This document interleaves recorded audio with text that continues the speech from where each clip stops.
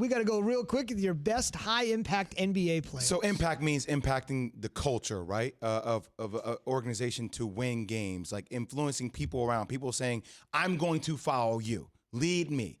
So in no particular order, I have Bron, I have Damian Lillard, 2. I have Luka, I have 3. Kawhi, and I have Jimmy Butler. Now, I don't have KD or I don't have Stephen Curry in there because they've been out this year.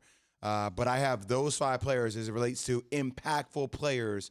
Lead me, follow me, I will go with you type of guys. Who's number 1? No, I'm just. I said no particular order. What do you think of the list? That's a pretty good list. Yeah, it is. Much like Jay said, you can't add Curry, you can't add KD because they didn't play much this year. KD didn't play at all.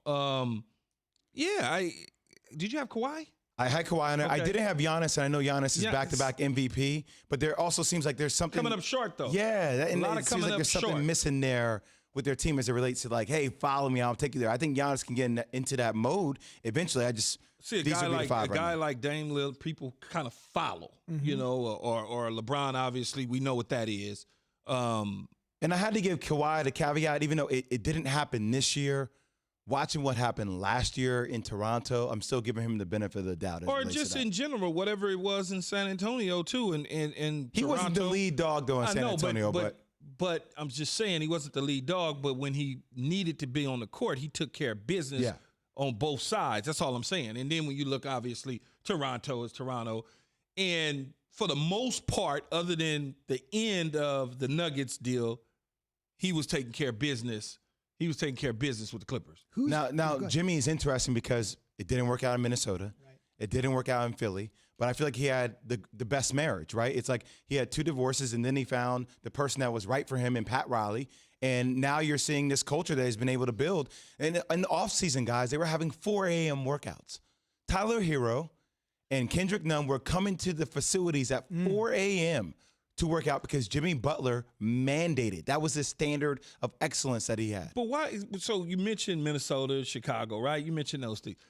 But why wouldn't you, if you want to be great, follow that lead? Follow? Right? What do you mean follow that Follow lead? his lead in Jimmy Butler. Why wouldn't you, if you Karl Anthony Towns and you know about this, so Key. I mean, did your personality mesh with everybody?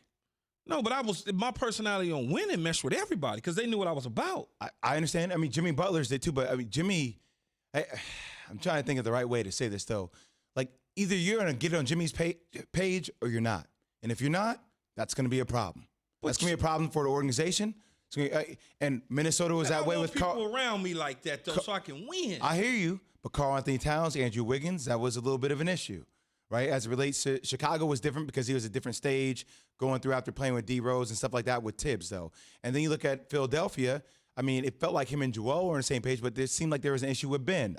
And Ben and Joel had some issues, and Jimmy deals with his issues very much face to face, and I'm not sure that they were able to deal with their issues that way. So this is the right marriage for him in Miami. Fine in Miami. Thanks for watching ESPN on YouTube. For live streaming sports and premium content, subscribe to ESPN Plus right now.